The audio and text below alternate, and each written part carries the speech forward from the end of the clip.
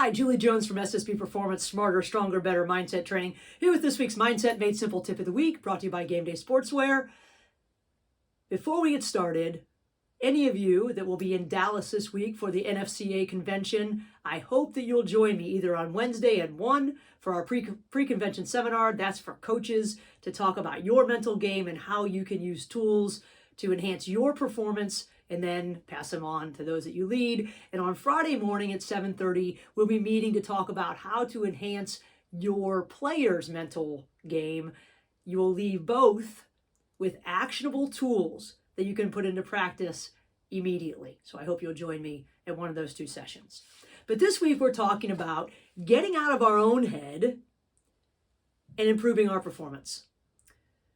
And this weekend was Small Business Saturday. We all know that. And we got to go shop at a few small businesses around town. And one place was this really cool Summit Art Space, they call it. And in this building is a whole bunch of little shops rented out by local artists. And we were in one. We love this artist. Her name's April. We love her work. And I looked around and we were looking and I said, oh my gosh, that looks like Brooke's work. And the artist, April, said, you know Brooke? And I said proudly, yes, I know Brooke. I was her college coach. Don't you always love to brag on the kids that played for you who are now these amazing adults doing these amazing things? But Brooke has a story. Brooke, in high school, won at least one state championship, maybe two. And as a college athlete, she won a conference championship and was part of the team that made our first appearance in the NCAA tournament. But here's the thing, Brooke didn't play. She didn't play very much at all. She came from a state championship team and didn't play because the kid in front of her also came from a state championship team. And that kid did her job and Brooke didn't get that chance. But Brooke stood next to me every single game. And I remember telling Brooke that when she graduated and when we got our rings, that no one would ask her how many innings she played in her collegiate career. She got the same ring that Amy Kyler, the current coach at Cleveland State, who set the NCAA strikeout record in that tournament, she got the same ring that Kyler got. They both had the same ring. And they both mean a lot to them because they both worked their butts off for them. Two different experiences, same piece of jewelry. And we all, that team, are so proud of it. But here's the thing.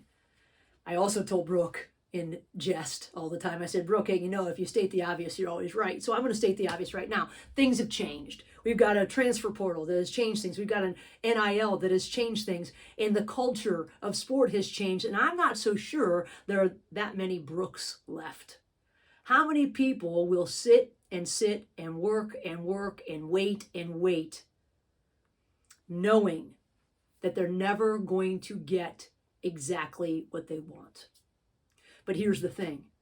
That's what we do. We sit and we think about what we're doing, about what's happening to us, about why this isn't fair or this isn't fair. And then we start to say, well, I do this and she doesn't do this. You know it. And most people, unlike Brooke, who stood right next to me at every game, and we had a great time winning a lot of games together, most of those people are down at the end of the bench with the energy vampires, thinking about themselves, worrying about themselves, and not being excited about the team. In fact, if you ask a lot of people, they would say they'd rather play than win. They'd rather play than win. And that leads me to this week's topic of how thinking about ourselves actually decreases our performance. Most of us are taught throughout our whole lives that success is a singular individual pursuit. Think about it. We frame things. I've got things framed back here, although most of my things came with a team connected to it. I know I'm only on the Hall of Fame only because I caught for the best pitcher in the history of our program. I'm very, very sure of that. In fact, when they called to tell me that I was getting in, I thought they were calling to tell me that she was getting in. Never expected it. But the bottom line is that we think more about our own accomplishments and we talk more about our own accomplishments than we do whether or not we won. In fact, a lot of people are happy if they went 2 for 3 and lost, or shot 20 and lost, more than if they played poorly or played poorly and the team won. I worked with a kid who would cry after games that they won if she didn't play. That's a problem, to me at least. And I've been thinking a lot about this because I work with basketball players and soccer players who maybe haven't gotten what they wanted this season, and all I can think about is what they're thinking about. Are they sitting on the bench and worrying about themselves, or are they doing something that makes them valuable? Because here's the thing. When we are totally focused on ourselves, we think that that's going to help us get better. What do I need to do? What do I need to do? What do I need to do? But here's what it happens. When we're only focused or overly focused on ourselves, our brain's default mode network kicks in. And this default mode network lights up. And that then shuts down our ability to think clearly. It hijacks our cognitive ability to make decisions quickly, which is what we need if we're going to get better. To think about what really needs to happen in pressure moments when we're only focused on ourselves. Some people call it navel gazing, looking down at our belly buttons, having our head down, thinking about ourselves. We get worse. We get worse. And instead of getting into any type of flow, which happens when we're immersed in the environment, and things are coming to us and we're just walking through, we lose track of time, we lose track of everything. That's because we're involved in what's going on out and around us in the environment, in the game, in the situation. Instead of that, we get stuck and we get slow. So we need to be thinking about what those kids at the end of the bench are paying attention to. What are they thinking? We want more, we want to contribute more, and then we focus more on what we're doing instead of what others are doing and how we might be able to help them and help ourselves in the meantime. I'm rereading the book called Big Potential by a guy named Shawn Achor. He also wrote The Happiness Advantage, which is a great book if you haven't read it. But what Shawn says is this, that we are taught that it's the survival of the fittest. But the truth of it is, it's the survival of the best fit. And I guarantee you, if you're sitting and thinking about what you're not getting and what's not happening to you and why you don't get paid as much as the football coach and all the different things that go on through our head, because we've all thought them and I've thought them too, that we are not looking at how we can best fit what's needed. What we really need to be thinking about is not our own individual accomplishments, but what can we do to make the team better?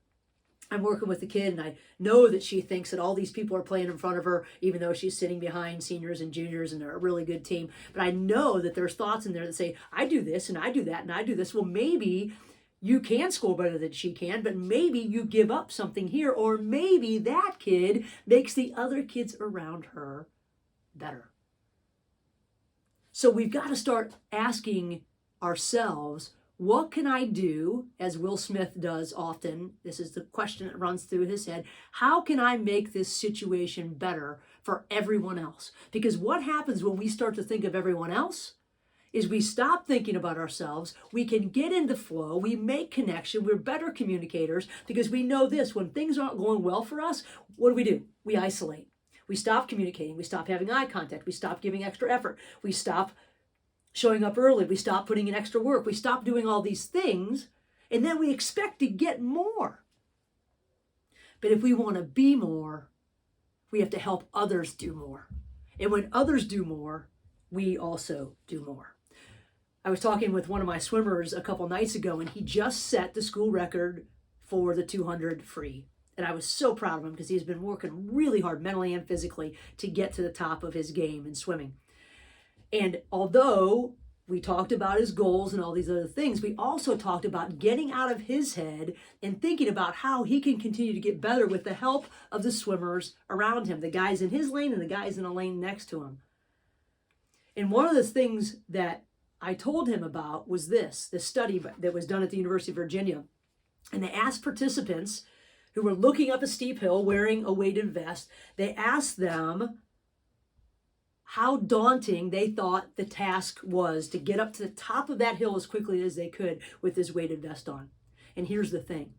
The people that were standing there alone described this task as overly daunting compared to the people that were standing in close proximity to another person, a friend, just somebody.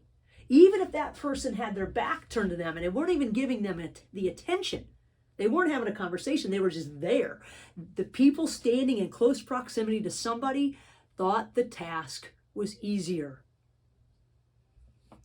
But again, when we're not happy, we isolate, we pull ahead, our brain is it's like a counterintuitive thing to dive into someone. It's like we need to pull back and go into our office and think, and go into our office and work, and close the door so no one will bother us because I'm pissed or I'm not happy or I need this.